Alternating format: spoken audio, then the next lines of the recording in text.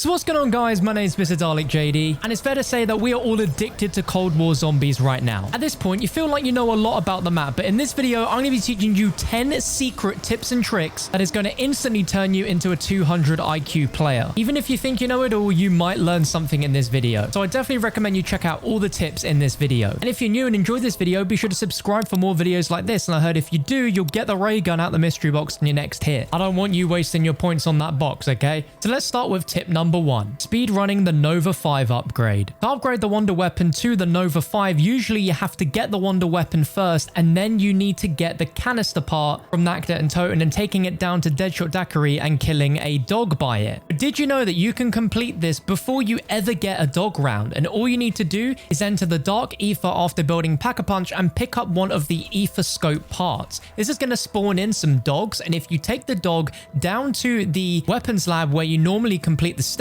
you can shoot a dog and extract the gas from the dog before you even have the canister in there. And then once you have the Wonder Weapon, all you need to do is just get the canister, place it in, and you're done. You don't need to wait until the next dog round in order to complete that upgrade step. Really, really nice and simple. And whilst we're on the topic of Dark Ether, here is tip number 2. Another Wonder Weapon upgrade requires you to get a Megaton to shoot a tree to activate this tree sap. But one easy speedrun tip to get this done immediately in your game is the first time a Megaton spawns in, which typically is in the Dark Ether, you can use this version of the Megaton to shoot the tree, activate the sap, and then all you got to do is wait until you get the Wonder Weapon, and then you can shoot down the flask, put it under the tree, and that upgrade is done pretty quickly, meaning you can have the Nova and the Ice upgrades done first in the game very, very quick. Now let's move on to tip number 3, and this is a bit of a naughty one, and I don't know how long this will be a thing for until Treyarch realize this,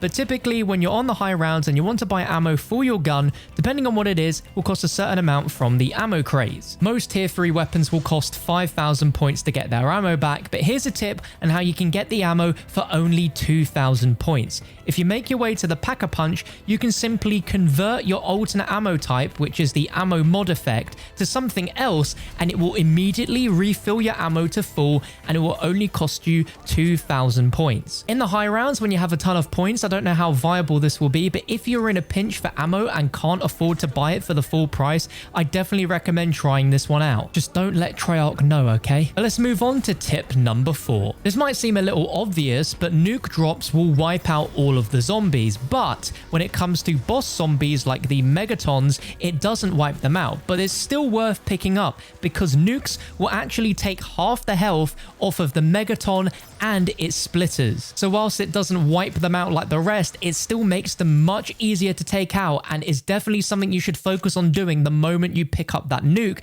as the only attention you'll have is from those bosses. Now let's move on to tip number 5, which is honestly still incredible to me and a 200 IQ play. And if you pick up the Ether Scope from the bench just before you get sucked into the Dark Ether for the coffin Easter egg, you can actually spawn in the portal in the Speed Cola room that activates the computer and allows you to interact with all the ghosts and the book, meaning you can complete that entire step whilst the coffin Easter egg is going on. Normally you'll do this coffin Easter egg in pretty much every game if you want to guarantee free Juggernog as well as getting a chance at a free ray gun or Wonder Weapon, but normally you're stuck to just watching the zombies dance around. This is an incredible tip that allows you to save time by getting some of the Easter egg done whilst you have that time. When it comes to getting the Easter egg completed as fast as possible or by getting stuff done in as low a round as possible, this is going to be an invaluable tip that you'll want to use. And on the topic of the coffin Easter egg, let's talk about a tip on how you can guarantee a legendary tier 5 weapon or higher in the coffin Easter egg once it's done. All you need to do is look at the box and you'll see a little TV screen with a smiley face that's flashing through various colors. We've got gold, we have purple, we have blue, and we have green. All these colors relate to the tier of weapon that it's going to give you. So you'll want to open the coffin at the right time when it's on orange in order to have the best chance at getting the best weapon. As you can see here in this game, I didn't get the ray gun, but I did get the Wonder Weapon and I got it early without without having to do the Wonder Weapon Easter egg. It sounds so obvious when you notice this detail, but I did not look properly at this crate for a good few days, and I'm sure you've probably missed this detail as well. So next time, give it a go, see if it will guarantee you a great weapon. Now coming on to the next tip, and this is super fast mantling around the map. Now, not many people know this, but in Cold War Zombies, you have the ability to mantle on super high platforms, allowing you to be incredibly mobile. I'm sure when it comes to the particle accelerator room, you're very aware of how you can climb around on everything, but I'm going to show you a few additional spots that will make this super useful. The first being here in the weapons lab room for Deadshot Daiquiri. Now, if we drop down here and you'll see the perk machine, you might not realize this at first since it's such a high ceiling, but your character can fully just run and mantle straight back up out of there. So in an instance, if you're training around down here and it's looking very ropey where both stairs are being blocked off by zombies, instead of trying to run past them and going down, what you can do instead is simply run past Deadshot and just mantle over, and then hey, mantle over that as well. It's incredibly useful, and I love this mechanic inside of this map. It's amazing. Now going over to Medical Bay, you can also, instead of taking the stairs, can just mantle up here, completely avoid the stairs altogether. There's also this big jump, which I'm sure most of you are aware of, but practically any elevated staircase that has a rail, you can just completely bypass it by finding a different method that lets you mantle over, completely over and under. It's fantastic. The biggest spot I've seen no one really use is in the particle accelerator room, and it's right here. Boom. It's an insanely high jump, and I don't know how in reality this is possible, but in zombies, your character can mantle up that high. All you do is sprint and press your jump button twice as you're getting close, and your character will mantle over it. I've seen so many people use the stairs, and you don't have to. You can just mantle. It's so quick. And when it comes to strategies where you might be camping up here on the penthouse, instead of running down the staircases here, you can just mantle and climb over the various handrails, and it saves you a ton of time.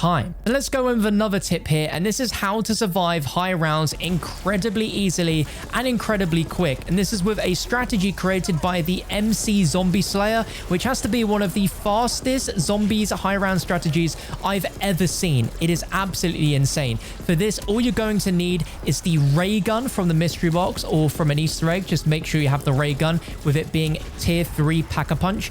You'll also want the die shockwave in your back pocket, and you'll also need Ring of Fire tier 3. It is optional as well to have a chopper gunner in your back pocket just to make sure that you're safe. All you need to do is camp by this window here in the penthouse and spray with your wonder weapon or using the ray gun, and then you want to activate your Ring of Fire.